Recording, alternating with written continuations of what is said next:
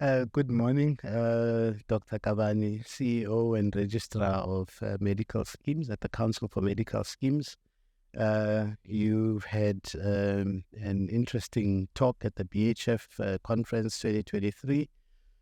Perhaps we could start with you, just in summary points, the key take-home points from your presentation today. Yeah, thanks for the invite and morning. My presentation was around the transformation towards patient-centered care. And I was doing that presentation from a regulator's perspective. As you know, our mandate, that sits in Section 7 of the Medical Schemes Act, has got the primary point there that talks to us being able to protect member interests at all times. Now, when you look at that particular clause, it talks directly to, promoting people or patient-centered type of care. And often people do not understand what we mean by beneficiary or member interest. But in my view, this extends to the quality of services that they get, the health outcomes. It talks to financial risk protection. It talks to good governance at scheme level. It also talks to value for money for patients. And it also talks to the absence of fraud, waste, and abuse. So all those key elements, are what ties this topic to our mandate as the council. Yeah. So I think I elaborated also on windows of opportunity that I believe, industry can collaborate with us. I reminded everybody that we still have a Medical Schemes Act that is under a process of being amended. And that in itself is a window of opportunity for us to put our heads together and see if we can't add those elements that would make that act more, patient-centric. I've also talked about the current PMB review, which is aimed at introducing a primary healthcare element to it. Yeah. Now, when you introduce disease prevention and health promotion, you invariably touch on, being person-centered, unlike the current set of PMBs that are mainly hospice-centric. Yeah. So I think that's important. There's ongoing work that we've been doing, for the past 5 years of defining the PMBs, ensuring that members and providers understand, members' entitlements and limitations, as well as the interpretation of what is a PMB and what is not. And we've been publishing these definitions over time. And we're just saying people need to look at that and make sure that they implement those recommendations that are coming from there. But we believe there are many other areas where there could be collaboration. For an example, the fraud, waste and abuse initiatives that was spearheading in the industry, all the monies that would be saved would basically be directed to patient care. Yeah, but those are just a few of the initiatives amongst many that I did talk about. Yeah.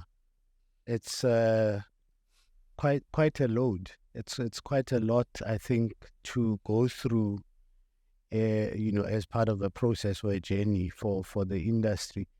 How do you see the journey unfolding? I think the one thing you touched on, there's obviously some of the structural changes that might be required in terms of delivering services. There's perhaps some legislative review, or maybe even without legislative review, some of regulatory amendments that may be required to facilitate and enable these changes. And then thirdly, the collaboration at industry level. Could you maybe touch on, you spoke on the first element, but maybe on the element 2 and 3. So firstly, the amendments to the regulation that might be required. And thirdly, how do you see the industry, playing a role working with the regulator going forward? Let me just start by saying that, since I've been in the industry since 2016, I've had people talk about alternative remuneration, models or mechanisms. But I'm not seeing that gaining traction, at scheme level, at administrator level. And currently, there's no piece of legislation, in my view, that stands in the way of that. True. So I would really love to see the industry taking initiative on those areas that do not need elaborate, legislative changes for those things to be put in place. Because let's agree, if we all decide to move from fee-for-service to these other models, there will be savings. We'll monitor quality better. I think, we are prepared to participate in whatever initiative, but we're just saying some of these things could be led by the industry itself. Okay. Yeah. And some of these are ongoing, initiatives like the PMB definitions, the scripts that we publish. Those are highly consultative processes. We never publish a script without having, consulted the industry, at least in 2 cycles. So in a sense, one would expect that once we've updated, a definition, and because we have consulted widely, that people would simply implement that. But we see people still challenging even those definitions, which I think for me is problematic. Yeah, okay. So and then there's obviously the ongoing interventions on fraud, waste and abuse. Yes. Because we've made quite a lot of traction, on that front. And I suspect that we're not saying a lot as an industry about the ground that we've covered. I mean, we've gone through the definitions. We've got a charter. Yeah. We now have agreed on the, code of conduct principles, and we're moving into the terrain now of SOPs and how to define, a fraudulent claim, etc. But I don't think people are appreciating, what has been achieved already over the course of yes. Yeah, and I think we can just accelerate, because my own contention is, if we reduce fraud, waste and abuse, we put money back into the pockets of, the members of schemes. Yeah. And, in terms of collaboration with the industry, oftentimes I guess there's two ways you could do that. One is the regulator takes a view on an issue and then puts it out and consults, or the industry works on proposals which then come through to the regulator for consideration. Which of those, do you have a preference in terms of, approach as the regulator? As a regulator, we've got an open mind. We don't say we'll only entertain a proposal only if it came through us. We are prepared to listen to any proposal that members of the industry might have. We are prepared to create a platform for bringing in other parties. Yeah. We are prepared to support if it's in line with, our regulatory mandate. Okay. And maybe just while we are on that, the process as far as the amendment bill is concerned, how far is that? Do you see a time frame, or do you have an idea of how open is that window for any further contribution from industry and from the regulator side? You will recall that the Minister of Health then released the 2 bills, the NHI and the Medical Schemes Act. Yes. In 2018, I think it was around July at the same time. Yeah. And the understanding was that these are being placed open for public scrutiny and inputs. But at some point, we're told the NHI bill will be given preference. And that was more to address some of the logistical issues, because we understood that the NHI bill, in its implementation, it needs to take into account the various other acts that are out there. Sure. So it wouldn't help to fast-track the Medical Schemes Act. But we are of the view that now the NHI bill is at an advanced stage of parliamentary engagement. Yeah. That if we put pressure as an industry, we can have that Medical Schemes Act amendment discussions immediately after Parliament has dealt with the NHI. Yes, it might mean us taking a few steps back, looking at the previous proposals, perhaps updating them. And the window of opportunity that I'm talking about is, let's look at all those inputs that we wanted to make into the Act and make a determination of whether they are patient-centric or not. Yeah. Because this is an opportunity. I can imagine several industry players saying, Dr. Kabane, you are saying this, and we actually intend to hold you to that promise. We actually want to review or come back with, to those discussions. But in terms of a timeline, I guess if just talking to you to the sequence now, you're saying if the NHI bill is priority, that probably takes us into 2024, I guess, from the parliamentary process point of view, which would then mean the Medical Schemes Amendment Bill process stays open for a little while longer, beyond 2024. Certainly, I think the key issue here is how do you put it on the agenda of the legislature? Yeah. Because when it's absent from the timetable or the table for discussion, then the likelihood of it being discussed, diminishes. Yeah. If there's agreement between ourselves and the industry that the Act needs to be prioritized, what would even fast-track it is if we're able to sit perhaps in one gathering and say, this is how this Act should look like. Mm. If there are areas of disagreement, we identify these, we have pointed discussions with a view of clarifying those. But I can tell you, if the entities that we regulate together with ourselves are the ones knocking at the door of the minister, then the parliamentary process should really be a fast-tracked one. Yeah. Because all of the, areas of disagreement would have been dealt with outside. Yeah. And I think people need to agree that you can't have a perfect Act. Absolutely. Yeah. So, in my view, if we've got something that looks like it can improve the effectiveness and efficiencies in the industry, and it's 80% there, perhaps we could go and say, okay, let's implement this 80, while also determining how to deal with the remaining 20%. Yeah. But it shouldn't be that those areas where there's disagreement are holding back the entire process.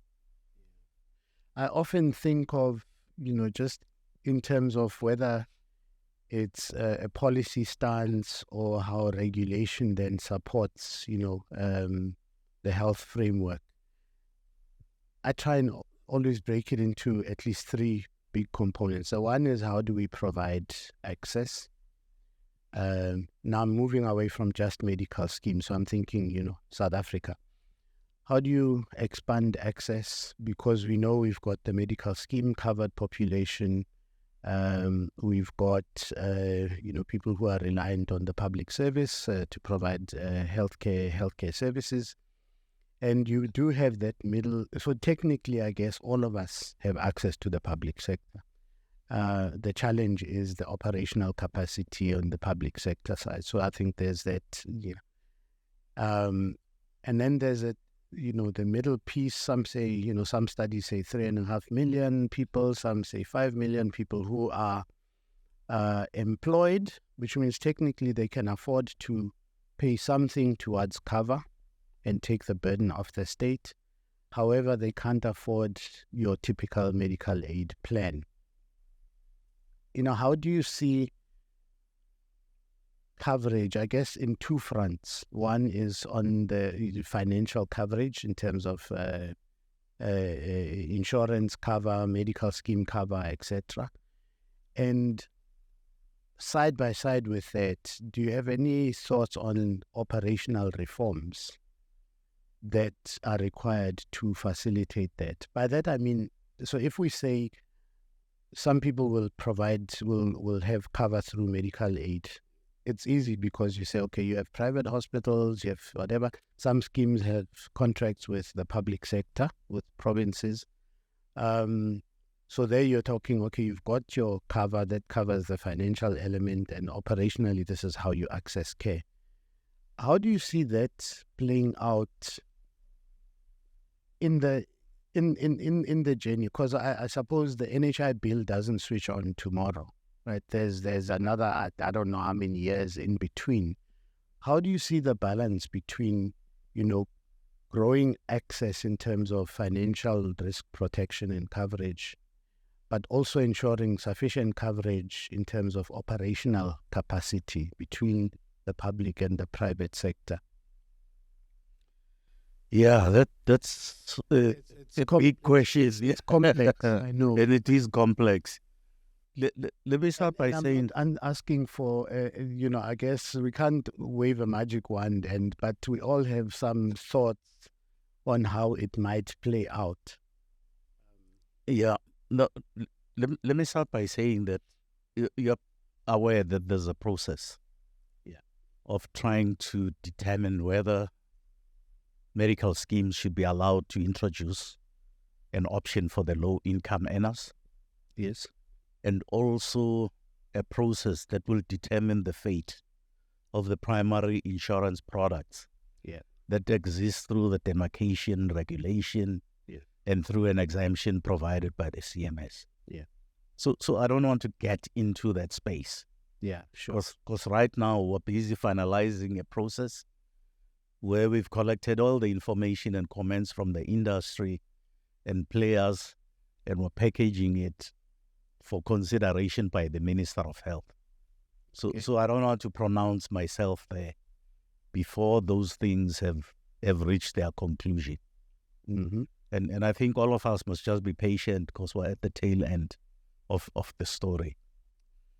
But if I can try and answer your question, if you look at Section 33 of the NHI bill, it basically says that there will be a point at which the Minister of Health will make a determination that there's full implementation of the NHI, and therefore schemes must play a certain role. That tells me that it's not just going to be an overnight thing. Surely, yeah. In other words, he'll be looking at, that cube that talks about coverage. That talks about the funding and the benefits. It's funding, benefits, and population coverage. Yes. Yeah. And that at some point, whilst looking at how the services have been extended into the NHI, he will then say, looking at these parameters, I believe that, that Section 33 needs to be activated. Sure. We've also had the previous ministers and even the current one, including Treasury, saying this is not going to be a big bang approach. It's going to be phased in, and the pace will be determined by the availability of resources. So when you put those things together, you get a sense that if schemes start out with a certain standard package, for an example, and out of that package, the NHI, in a phased-in manner, starts up implementing those benefits. There will be a point at which now what sits in the NHI resembles that basic package. Okay. And you could say theoretically that will be the point where the Section 33 kicks in. In my view, because it's a phased-in thing, I think it gives everyone an opportunity of managing the transition between now and then. At that point, whenever it is. Yes. In other words, for schemes, they just need to understand that they cannot provide the current services and continue to do so even under the NHI environment. There will be a transition.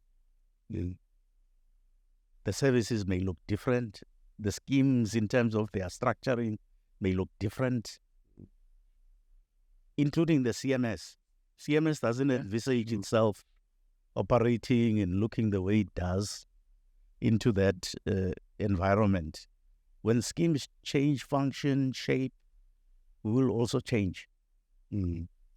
So in a sense, I just think, without being specific here, that what has been missing in the debate is the steps within that big decision. It's how do we start?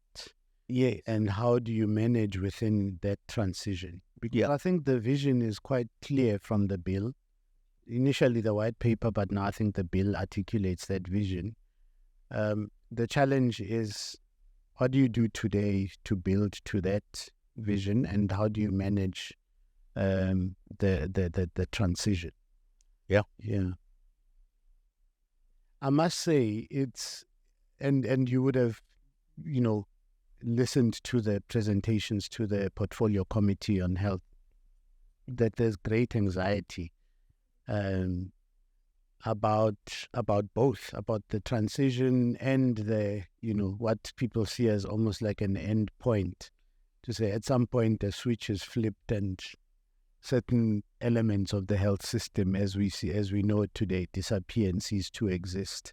How would you say, what do we say to calm the nerves, on that score?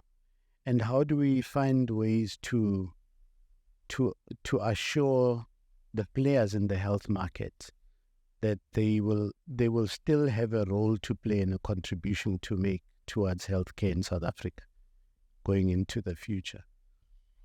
That's another difficult one. But my own thoughts around this thing is, if government decides to, on its own, without any collaboration and communication to the rest of the stakeholders, push ahead, it will be faced with legal challenges that may block this thing for an indeterminate period. Yeah. And if government also says, let the private industry decide what they want to do here, in that space. Yeah. And takes a step back here. The vested interest within the industry might actually mean that the reform gets moved in a different path.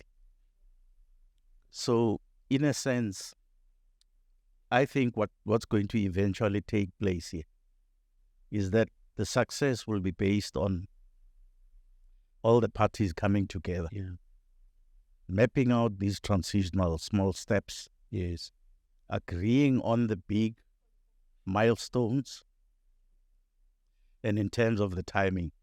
Because once you've got those things mapped out in a journey, it becomes easy to know how far you are from the destination, whether you're progressing at the rate, and it becomes much more manageable. So the anxiety should really, be managed through that process of engagement and determining this transitional plan. Because in the absence of a plan, you will have that anxiety. Yeah, absolutely. Okay, so maybe just before we wrap up, back to medical schemes. On governance, maybe we can end on that point. What are your thoughts? What are you happy about in terms of medical schemes governance? And what keeps you awake at night on the same issue? If you could maybe just in a few bullets summarize, what are you actually, as the regulator, quite satisfied about it when you look at the industry in terms of governance of schemes. And what are you still concerned about in terms of, where there may be gaps that the regulator perceives need to be bridged? Yeah, listen, I think we are regulating quite a sizable industry. About 74 schemes, a number of administrators, etc. And let me be the first one to say that not all the schemes and administrators are keeping me awake at night. That's good to hear. There are some of those that, one can just proceed and look at other challenges without really being worried. We've also seen the industry itself do very well in terms of maintaining the 25% overall solvency. I mean, if I'm not mistaken, they're sitting now at almost 40% at industry level. Yeah, on average. So, which is higher than our 25% benchmark. So we don't think the solvency is a major problem in the industry. There may be one or two schemes that we need to monitor closely, but overall, I think industry has done well. Thirdly, I think industry did so much well even under COVID through the collaboration that we had, with ourselves, where we gave members, additional benefits, additional exemptions to do certain things in order to survive COVID. And it, for me, it just showed that schemes and administrators are quite resilient. So in a sense, even when you look at the scheme numbers, we've set with almost a stagnant amount here. And the prediction was that, through COVID, there would be a drastic loss of members. And that has not happened. It hasn't, In fact, we're seeing a reversal of the trend, where there's a slight increase in the overall membership. We're still trying to determine, the root causes of that. Yes. In the area of member contributions through COVID, I think we got excellent cooperation. We're able to keep those numbers down. And up to now, we appreciate that schemes have amassed reserves, and that up to now they've used them judiciously, which we appreciate. But obviously, there are areas of challenge where you find a board of trustees not complying with basic requirements, like making sure that an AGM happens at an appropriate time, where procedures leading to an AGM are flawed, where, we get complaints of corruption and fraud within a scheme or an administrator. But what concerns us most here is when we get these complaints from members that are clinical and urgent, and you just get a sense that the administrator in schemes are fighting this member simply because they've got the resources. That's where we believe that, schemes could do better. Even when we've made rulings on specific issues, you find schemes still coming back and challenging the same rule using the same circumstances. Whereas it would save scheme monies, instead of hiring expensive lawyers to fight the same case, if we just accepted that these rulings could be seen as precedents, if you wish, and actually guide the current decision making. We're also concerned that we've been trying to move schemes away from curatorships, because we thought if we introduce the statutory managers, who essentially is still expected to work with the principal office as well as the board of trustees, in managing the affairs of the scheme for that transition where there are difficulties, that has not taken off yet in the manner that we expected. But maybe it's still too early to say. But we wouldn't really want to be seen as that regulator, that at the slightest inconvenience, we invoke the harshest form of regulation like a curatorship.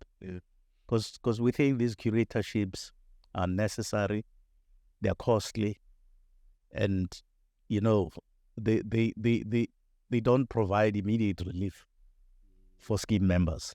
Yeah. So if you can find interventions that are cost effective, quick in terms of turnaround, I think we would all be better off. Okay. Thank you for those points. I mean, maybe just one off to end off. I mean, back to patient-centered care and quality. Maybe not so much on the detail, but I guess one thing is, if you look at, how we fund care, there's a framework, there's a clear kind of legislative framework, regulatory framework in terms of how we provide access. We've had some, discussion about that. On quality and back to, patient-centered care, how do you envisage a framework that perhaps, even if it's not, in its final form, but is there some kind of thought on a quality framework that could be adopted, and I guess universally, public and private sector, in terms of, certain structural requirements, healthcare processes and outcomes at a high level? I mean, how do you see, you've got across the regulatory landscape, you've got the medical schemes, healthcare providers, some have regulatory authorities like the Pharmacy Council, HPCSA, the hospitals don't necessarily have that.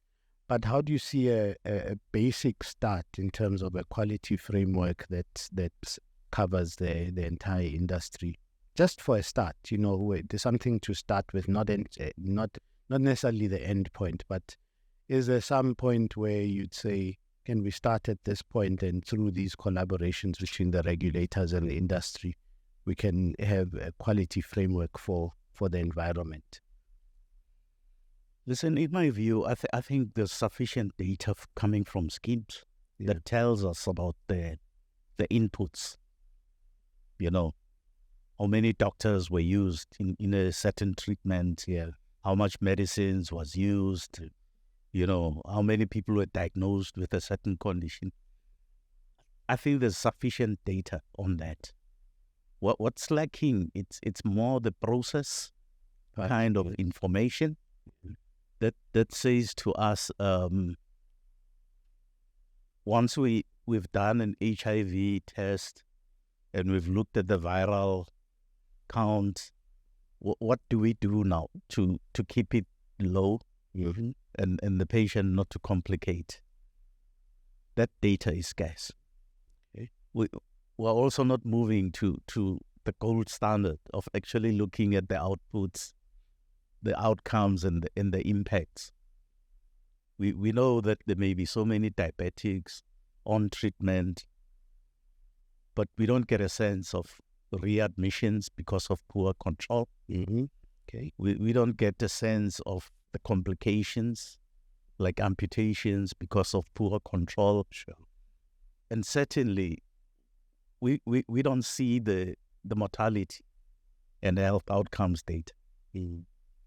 So in my view, I think we are sitting in the input box. We could shift things forward by starting to record the processes. Okay. And there are low-hanging fruits, even in the outcomes and outputs. All that we need to do is collect that information. And in my mind, I don't even think we need to go the length of comparing, schemes, managed care, groupings in terms of their own outcomes. We could, de-anonymize them. We could anonymize them, yes, and publish them, to say, this is how the picture looks state like. of affairs, yeah. And then as people buy into that, we can then have a conversation of how many of you are prepared to claim your victory. Yeah. Because I think also it's terrible for an entity to do great work and not get any credit, especially if it's going to help members to make intelligent choices, If you've got this managed care group dealing with HIV and also this one, but you can see here the care is better, outcomes are better. Yeah. I think it's ethically responsible to start saying to the member, maybe make your choice. And I guess in terms of the scheme purchasing services, then the contracting. Yeah. Okay. So I think it's a space that we can move into. Yeah. But what we may need to do is not also to just collect data indiscriminately. We could look at specific, data lines that we want to watch in terms of input, process, outputs, and outcomes. Yeah. And we can build on that. Yeah, sure, of course. I mean, it's always a journey. Yeah. Okay, thank you for those thoughts. Right. I don't know if you have any final thoughts as we close. No thoughts. Okay, thank you. You've said enough. Thank you. Okay, thank you, Dr. Kabane. All right, cheers.